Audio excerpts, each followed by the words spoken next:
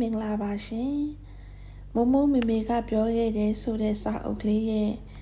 နောက်ဆုံးအပိုင်းလေးကိုကျမဆမ်မေမေမှဆက်လက်ဖတ်ပြသွားပါမယ်ရှင်သားကိုယ်တိုင်ပြောတာပဲမမိုးယုံမယ်မမတ်ရရကိုဘဝမှာကိုညံပြင်းမှုကြောင့်ငွေကြေးပိုင်းဆိုင်ရာပြဿနာအကြီးကြီးတစ်ခုကိုရဲ့အသက်24နှစ်မှာကြုံခဲ့ရတယ်အဲ့ဒီအချိန်တုန်းကရှိုးရုံးဆိုင်ခွဲတစ်ခုရဲ့မန်နေဂျာအနေနဲ့အလုပ်လုပ်နေခဲ့တာအသက်ငယ်ငယ်လေးနဲ့ရွယ်သူတငယ်ချင်းတွေရဲ့ကြားမှာငါကမန်နေဂျာကြီးกว่าဆိုတဲ့သွေးနှစ်ထင်ရောက်နေတဲ့အချိန်ပေါ့ဆိုင်ကိုဝင်လာသမျှငွေတွေကိုတစ်လမှတစ်ခါပင်မဆိုင်ကြီးစီတို့သွားပို့ရတာပေါ့ဒီတော့ဗျာနေ့စဉ်ဆိုင်ထဲဝင်နေသမျှပတ်စံတွေကကိုယ့်လက်ထဲမှာအထုပ်လိုက်ရှိနေခဲ့တာပေါ့ကိုပိုင်ပတ်စံမဟုတ်ဘူးဆိုတာကိုသိနဲ့သူများတွေကိုဒီငွေတို့ကိုမမြင်အောင်လက်ထဲတကိုင်းနဲ့ကိုဟာမပြည့်တဲ့အိုးပေါင်းမင်ခတ်တယ်လို့ကိုအကျွမ်းတန်နေတဲ့အချိန်ပေါ့ဒီတော့ဘာဖြစ်လာလဲဆိုကိုလာစဉ်သွားရှင်းနေကြအချိန်မှာကိုစရင်ချုပ်ပြီးငွေတွေပြန်စစ်ချိန်380လိုနေခဲ့တယ်ငွေကကိုတယောက်တည်းကိုင်းပြီးသိမ်းတာဆိုတော့လိုနေတဲ့ငွေဒီကိုတောင်ဝင်လုံးသာဖြစ်လာခဲ့တယ်အသက်က24နှစ်တလမှ8000ခွဲရခဲ့တဲ့လူငယ်တယောက်အနေနဲ့ကိုအတွက်လိုနေတဲ့ငွေ380ဆိုတာကိုတက်တည်ပြည့်ရမလားဆိုတဲ့အထိစိတ်ဖိစီးမှုတွေများခဲ့တာပေါ့ငွေစရင်သွားရှင်းရမယ့်ရက်နီးလာလေးကိုကနာမငြိမ်ဖြစ်လာလေးနဲ့မစားနိုင်မအိပ်နိုင်နဲ့ကိုမှနှင်းသိုးငိုင်းတိုင်ကြီးကိုဖြစ်နေခဲ့တာပေါ့အဲ့ချိန်တုန်းကမမိုးကကို့အနားမှာမရှိတော့ဘူးနောက်အိမ်နောက်နဲ့အခြားတနေရာမှာရောက်နေခဲ့ပြီကိုဟာကူကွယ်ရမဲ့နေတဲ့ရက်တွေထဲမှာတေးချင်းစိတ်ကလွဲလို့ကျန်တာပါမှမသိတော့ဘူးကိုမခံစားနိုင်တဲ့အဆုံးမှာအတူတူနေနေတဲ့အကိုဖြစ်သူနဲ့ဦးလေးဖြစ်သူကိုဒီအကြောင်းတွေပြောပြရင်ကိုငိုချမိတော့တယ်အကိုရောဦးလေးပါတည်ကစွန့်အားသွားခဲ့ကြပြီးအကိုဖြစ်သူကကိုလောင်းကစားတွေလုံနေတာနေမှာပေါ့ဆိုပြီးဆွဆွဲခဲ့တယ်ကိုမဟုတ်ပါဘူးဆိုတဲ့စကားကိုငိုရင်းရွနေုံကလွဲလို့ကိုဘာမှမလုပ်တတ်တော့ဘူးတကယ်လဲကိုလောင်းကစားမလုပ်တတ်သလိုမဟုတ်တဲ့နေရာမှာလဲတစ်ချက်မှကိုမသုံးခဲ့တာပါကိုအသည့်ဆုံးဒီငွေတို့ကိုလူတွေရှိမှမမြင်အောင်ကြွားခဲ့မိတာကလွဲလို့ကျန်တာကိုဘာမှမလုပ်ခဲ့မိတာအမှန်ပါကူကွယ်ရမဲ့နေတဲ့အချိန်အရာလမ်းပြောက်သွားလို့အားကိုတတိရင်ဖွင့်တိုင်ပင်ချိန်မှာအကိုဖြစ်သူရဲ့ဆွဆွဲပြောဆိုတဲ့စကားကကိုအတွက်တော့တေးချင်နေတဲ့လူရှိကိုဓာတ်တစ်ချောင်းပစ်ချပေးလိုက်တယ်လို့ပါပဲ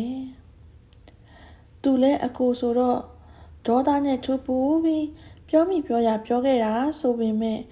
ကိုအတွက်ကထွက်ပေါက်လုံးပိတ်သွားခဲ့တယ်အမျိုးတွေကြားထဲမှာတသက်လုံးလိမ်မာတဲ့ကလေးအဖြစ်ကြီးလာခဲ့တဲ့ကိုအဖို့သူများငွေတွေအလွဲသုံးစားလုပ်ပြီးလောင်းကစားလုပ်ဖြစ်တယ်ဆိုတဲ့အမြင်မျိုးကိုအမြင်ခံရတော့မှကိုသိကြောက်တယ်လို့ပြန်ပေးစရာပတ်စံလဲကိုမှမရှိနေခဲ့ဘူးဒါနဲ့ကိုဟာရှိသမျှလက်ကျန်ပတ်စံတွေကိုပင်မဆိုင်ကိုအကုန်လွှဲပြီးကျန်တဲ့ပမာဏကိုနောက်တစ်ခေါက်မှပေါင်းဖို့မယ်ပြောခဲ့တယ်ပြီးရနဲ့နောက်နေ့မှာကိုဟာအိမ်ကနေဘယ်သူမှထင်မှတ်မထားတဲ့နေရာတစ်ခုကိုတိတ်ကလေးထွက်ပြေးခဲ့တယ်ကိုအိမ်ကနေပျောက်သွားလို့တမျိုးလုံးပတ်ဝန်းကျင်ကအကုန်အံ့ဩကြတယ်လို့သူတို့အမြင်မှာကိုဒီလောင်းကစားတွေလုံးပြီးဘဝပြတ်သွားတဲ့ကိုတိတ်မုန်းနဲ့ကိုအဖေချေရနင်းတဲ့သားပေါ့ဒီလိုနဲ့ကိုဟာကိုယူကျုံမရတွေဖြစ်ရင်မလုံခြုံတဲ့စိတ်တွေနဲ့နေ့ရက်တွေကိုဘသူမှမသိကိုကလည်းဘသူကိုမှမသိတဲ့နေရာတစ်ခုမှာအားငယ်စွာဖြတ်သန်းနေခဲ့ရတယ်တရက်ကိုဘဝတော့သွားပါပြီဆိုတဲ့စိတ်နဲ့နေတိုင်းငိုနေုံကလွဲလို့ကိုဘာမှမတတ်နိုင်ခဲ့ဘူး အရာအားလုံးဆုံးရှုံးသွားပြီလို့တွေးရင်နေ့ရွက်တွေကိုဖြတ်သန်းနေတဲ့ကိုဟာတရက်မှာကိုရှိနေတဲ့နေရာကိုတရွေ့ရွေ့လှမ်းလာတဲ့ရင်းနှီးနေတဲ့ပုံရိပ်တစ်ခုကိုတွေးလိုက်တယ်။ရုတ်တရက်ကိုမျက်စိများမှားသလားတေချာကြည့်နေတေချာဒီထက်တေချာလာတာကကိုမိုးမိုးပဲဟုတ်တယ်ကိုမြင်နေရတာကိုမိုးမိုးကိုရင်တွေကြုံကြရင်နဲ့မိုးမိုးလို့အော်ရင်ပြေးသွားခဲ့မိရဲ့ပါဇက်ကမိုးမိုးလို့သာအော်နေတာအမှန်ကရင်တစ်ခုလုံးစိုးနေလို့ကိုပါဇက်ကတအိအိကလွဲလို့ဘာတန်မှကိုမထွက်လာခဲ့ဘူးကိုအားကိုတကြီးမျောလင့်နေခဲ့မိတယ်ကိုမိုးမိုးကိုပြန်တွေ့လိုက်ရခြင်းက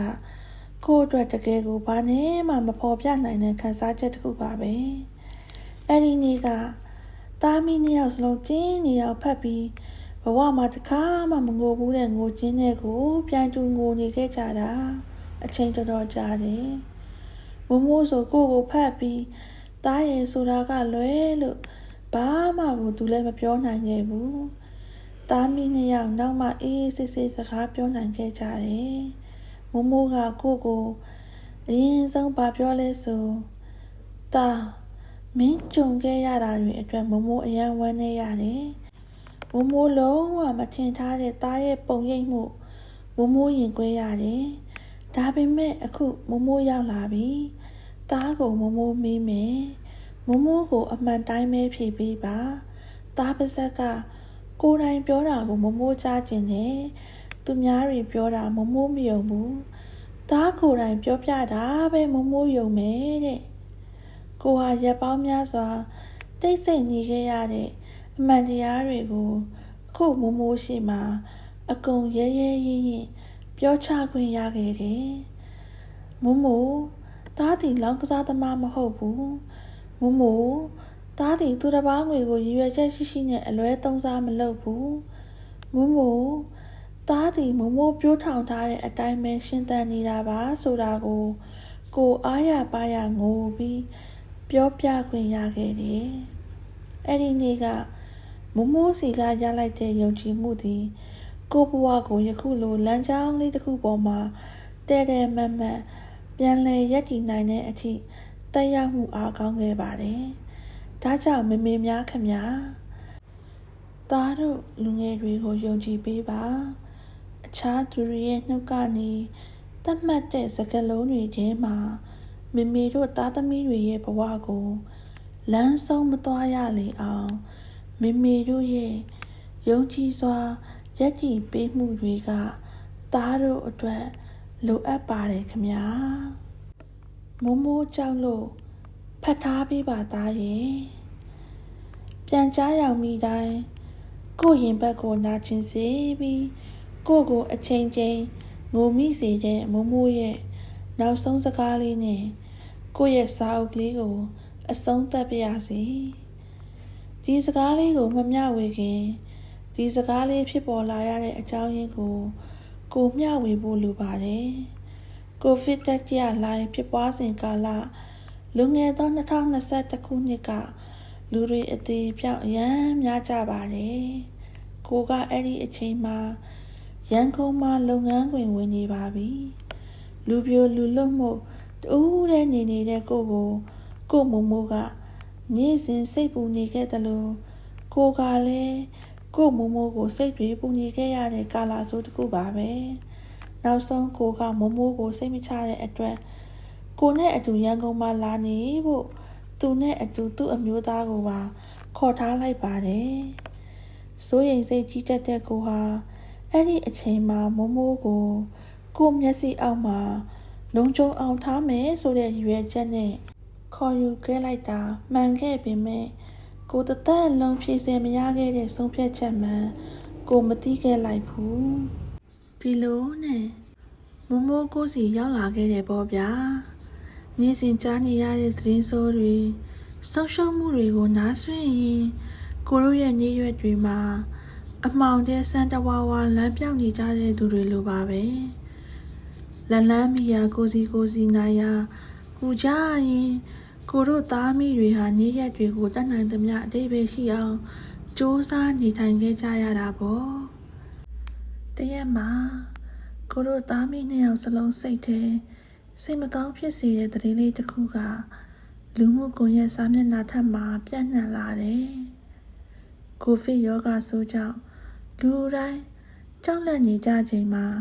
မိမိတို့ရဲ့အသက်တွေကိုရင်းပြီးအခက်ခဲကြုံတဲ့သူတွေကိုတတ်နိုင်သမျှကူညီကြတဲ့ပရဟိတအဖွဲ့တွေရှိတယ်။ဒီလိုမျိုးလူတွေကိုတတ်နိုင်သမျှကူညီနေကြတဲ့လူတွေဟာသူတို့ကိုယ်တိုင်မှကြအခက်ခဲကြုံကြရတယ်။လူနာတင်ကားမြင်တာနဲ့ကြောက်နေကြရပြီဖြစ်တဲ့အတွက်လူတွေကဒီလိုကူညီနေတဲ့သူတွေကိုရှောင်ဖယ်ခြင်းကြတယ်။ဈေးဆိုင်တွေဆိုရင်သူတို့ကိုဈေးမရောက်ခြင်းကြဘူး။အစားတောက်ဆိုင်တွေကလည်းသူတို့ဝင်လာမှာကိုလက်မခံခြင်းကြဘူးဒီတော့သူတို့မှာဘာဖြစ်လဲဆိုတော့အစားအသောက်အခက်အခဲကြုံကြရတယ်ဒီအရာကိုဖတ်ရင်သားမိနှစ်ယောက်စကားပြောပြကြတယ်တို့သားမိတွေတခုခုလေးခုပေးနိုင်ရင်ကောင်းမယ်တော့ပေါ့ကိုတို့နှလုံးသားတွေကိုဖခင်ကမြင်နေခြင်းပါရဲ့နောက်နေ့ကျမိတ်ဆွေတူရဲ့အဆက်အသွယ်နဲ့ကိုဟာကြက်စီသမင်းတွေရေဝေးတုံးတန်ထဲမှာလုံအားပေးနေတဲ့သူတွေစီကိုတွားရောက်မျှဝေနိုင်ခဲ့တယ်။လိုအပ်တဲ့အကာအကွယ်ဝတ်စုံတွေကိုလည်းစနစ်တကျဝတ်ဆင်ပြီးကိုဟာအနိဋ္ဌာယုံတွေပြည့်နေတဲ့နေရာမှာတတ်နိုင်သမျှမေတ္တာတရားကိုမျှဝေရင်ပီတိဖြစ်ခဲ့ရတယ်။အိမ်ပြန်ရောက်တာနဲ့ကိုတေးသေးချာချာဆေးကြောတတ်ဆင်ပြီးသားမိတွေကိုတွေ့ခဲ့တဲ့အတွေ့အကြုံတွေကိုပြန်ပြောင်းပြောပြကြတယ်လေမိုးမိုးကလူတကာပြုနိုင်ခဲ့တဲ့အမှုကိုငါသားပြုနိုင်တာမို့လို့မိုးမိုးကျင်တတ်တယ်ဆိုပြီးကိုပြောနေခဲ့တာပေါ့ဒါပေမဲ့ထင်မှတ်မထားပါပဲညဘက်မှာကိုဟာအဖျားတွေထတက်ပါလေရောအဲ့ဒီအဖျားတက်ရာကနေစလို့ကိုဟာအောက်ဆီဂျင်တွေကျပြီးကိုဗစ်ဖြစ်နေပြီဆိုတဲ့အရာကိုသိလိုက်ရတယ်။သိချင်းပဲကိုခန်းတကားကိုတေချာပိတ်ချပြည့်ပြီးအစားအသောက်ပို့ပေးဖို့အတွက်ရင်းမောက်ကနေသာအသွင်းအထုတ်လုပ်စီခဲ့တယ်။မိုးမိုးကိုဆိုရင်ကိုအနာလုံးဝအလားမခံပဲအဝေးမှာပဲနေစီခဲ့တယ်။အတူရှိခဲ့တဲ့ကိုမကတော့ကိုတိုင်ငံပြုစုခဲ့ရတာပေါ့။ဒါပေမဲ့သားဖြစ်သူကိုဗစ်ဖြစ်နေတဲ့ဆိုတဲ့အသည့်နဲ့ကိုမိုးမိုးဟာစိုးရိမ်စိတ်တွေနဲ့ကိုပရင်ပေါက်နားကနေခဏလာချောင်းလိုက်စုတွေတောင်းလိုက်လုံနေခဲ့တာကိုသိနေခဲ့တယ်လေပြောလဲရမှာမဟုတ်တဲ့အတွက်သူစိတ်သာသလိုနေပါစေဆိုပြီးလှုပ်ထားခဲ့ရတာပေါ့ကိုဘလောက်ပဲစူးစမ်းကာကွယ်ပါစေအကြောက်တရားနဲ့ခွဲခန့်မှတ်သားခြင်းတွေပါလာတဲ့အခါကိုဟာရွေးချယ်ခွင့်မရခဲ့ပါဘူးကိုဖြစ်ပြီး3 ရက်မြောက်နေ့မှာပဲကိုမိုးမိုးလဲကိုဗစ်ပိုးကူးပြီးဆေးဝါးကုသမှုကိုခံယူရပါတော့တယ်ကိုတိုင်းလဲယောဂါကိုစူးစမ်းအားထုတ်ရင်မိုးမိုးကိုလည်းမရအောင်ကယ်ဖို့ကိုတို့မောင်နှမ3 ယောက်လုံးအစွမ်းကုန်စူးစမ်းရပါတော့တယ်အမှန်တိုင်းဝန်ခံရရင်ကိုအကြောက်တရားဆိုတာကိုတိကျသိနာလေသွားရတဲ့နေ့ရက်တွေပါပဲကိုဟာလူငယ်မှုခန္ဓာရည်ခွန်အားနဲ့ပြန်ကောင်းလာခဲ့ပေမဲ့မိုးမိုးကတော့ကိုစိုးရိမ်စိတ်ရင်ယောဂတန်ရဲ့ရောပြီးဝေဒနာကို22 ရက်အကြာခံစားပြီးကိုတို့မောင်နှမတွေကိုလောကထဲစိတ်ချလက်ချထားခဲ့ကကောင်းကင်အဖအိမ်တော်ကိုပြန်သွားနှစ်ခဲ့ပါတယ်မိုးမိုးယောဂါကိုခံစားနေစဉ်ကာလတစ်လျှောက်လုံးမောင်နှမ3 ယောက်လုံးအလဲနဲ့မိုးမိုးနာကမခွာစရန်ပြုစုနေခဲ့ကြခြင်းရက်20မြောက်မှာကိုသူ့နာရှိနေစဉ်အသက်ကိုစူးစမ်းပန်းစားရှုနေရတဲ့မိုးမိုးကကိုဘာပြောလဲဆိုတော့မိုးမိုးကြောက်လို့ဖတ်ထားပေးပါသားရဲ့တဲ့ကိုဘဝတစ်လျှောက်လုံး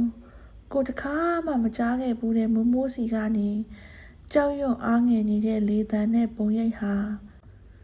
ကိုကဘာပြိုသလိုခံစားခဲ့ရတဲ့နေ့တွေပါပဲမိန်းသားတဦးအနေနဲ့တောက်ခံရုန်းကန်ပြီးသားသမီးတွေကိုပညာတတ်ဖြစ်စီခြင်းလုံးလို့မာကျော်တန်မာပြနေခဲ့တဲ့ကိုမိုးမိုးဟာနောက်ဆုံးမှာသူအကြိမ်ကြိမ်ဆွဲထုတ်ပြီးခဲ့ရတဲ့သူ့သားအငယ်ဆုံးရဲ့ရင်ခွင်ထဲမှာသူ့ရဲ့ကြောက်ရွံ့ခြင်းတရားတွေကိုကွယ်ဝတ်ဖို့သူစူးစမ်းခဲ့ရရှာတယ်ကိုဟာဘာကိုဆိုလိုချင်တာလဲဆိုရင်ကိုတို့သားသမီးတွေပြန်သတိပြုမိစေခြင်းလို့ပါကိုတို့ရဲ့မိဘတွေကိုကိုတို့လက်နဲ့ပြန်ထွေးပိုက်ပြီးအားပေးရမယ့်အချိန်တွေရက်တည်ပေးရမယ့်အချိန်တွေဆိုတာသေချာပေါက်ရောက်လာကြရမှာပါအဲ့ဒီလိုအချိန်တွေရောက်ခဲ့ရင်ကိုတို့သားသမီးတွေဒီလဲလုံလောက်စွာတန်မာနေကြဖို့လိုချောင်းကိုသတိပြုမိစေချင်တာပါ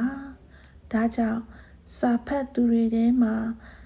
တက်ရှိထင်ရှားမိဘများရှိနေကြသေးရင်မိဘတွေကိုပူချစ်ကြပါတန်မိုးထားကြပါနောက်တစ်ချိန်ကိုမိဘကကိုကြောင့်ဂုဏ်ယူနေရတဲ့အထိတန်မာပြကြပါလို့တိုက်တွန်းချင်ပါတယ်ဆရာရှင်ရဲ့အပိတ်နှုတ်ဆက်စကားလေးကိုဖတ်ပြပါမယ်နော်ဒီစာအုပ်ကလေးကိုရေးရင်ကိုဟာမိုးမိုးကိုတိတ်လွမ်းနေခဲ့တယ်ကိုမိုးမိုးသာဒီစာအုပ်ကလေးဖတ်ခွင့်ရခဲ့မယ်ဆိုရင်သူ့ဘဝမှာသူ့ရဲ့လောကကြီးထဲတည်ရှိနေခဲ့ခြင်းအပေါ်မှာအမြဲဂုဏ်ယူနေမယ်လို့ကိုထင်ပါတယ်မိမိများအားလုံးနေကောင်းကြပါစေလေးစားချစ်ခင်စွာဖြင့်ရှင်ထပ်မံ၍စံမိမိမှလည်းမိခင်တိုင်းအားလုံးနေကောင်းကြမှာကြပါစေမိုးမိုးမိမိကပြောခဲ့တဲ့စာအုပ်ကလေးကတော့ဒီမှာတင်အဆုံးသတ်ပါပြီရှင်နောက်ထပ်တွေလည်းဆရာရှင်ရေးသားတဲ့စာအုပ်များကိုထပ်မံဖတ်ကြားခြင်းသေးပါတယ်ရှင်နားဆင်ပေးကြသောတဦးစီတိုင်းကိုလည်းကျေးဇူးတင်လျက်ပါရှင်